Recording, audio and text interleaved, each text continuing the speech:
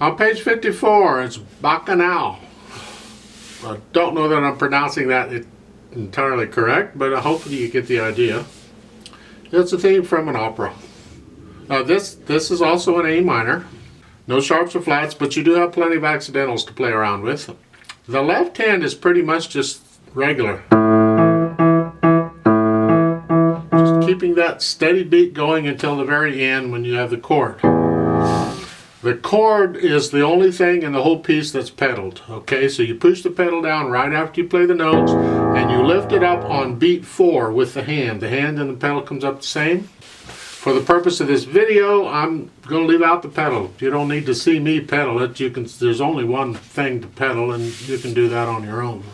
The right hand, you've got all these accidentals. You're starting out with 4th finger on E,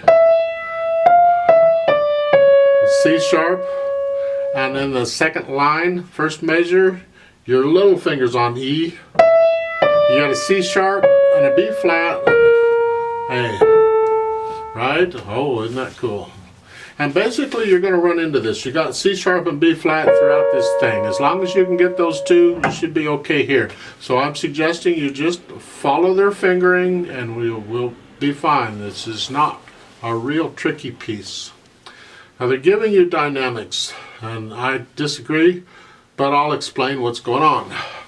At the beginning, right above the bass clef, there's an MP. Meaning medium soft, and obviously it's for the bass line of medium soft. You decide how loud medium soft is, okay? Now on the 3rd measure over, right under the treble clef, they have an MF for medium loud. They're indicating the treble clef should be medium loud while the bass clef is remaining medium soft. My problem here is they don't need to be indicating different dynamics for the different hands. And eventually they won't. In fact, I think on page 55 they stop that immediately. The idea is any dynamics given applied to the melody, if there is a melody going. At the beginning of this, there's no melody. There's no reason why those first 2 measures can't be medium loud. The problem is then on the 3rd measure, when the melody does start at medium loud, then the left hand has to immediately come down to something softer than medium loud. Medium soft is fine, but I think a soft would be better. So to play it not like they're written, but to just play it as though it's medium loud, it's...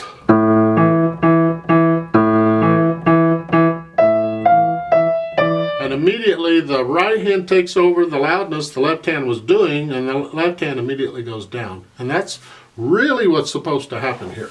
But they're just starting out soft to begin with, and then you can come in. The idea is we want to hear the melody. That's the whole point. Then at the very end it gets very soft.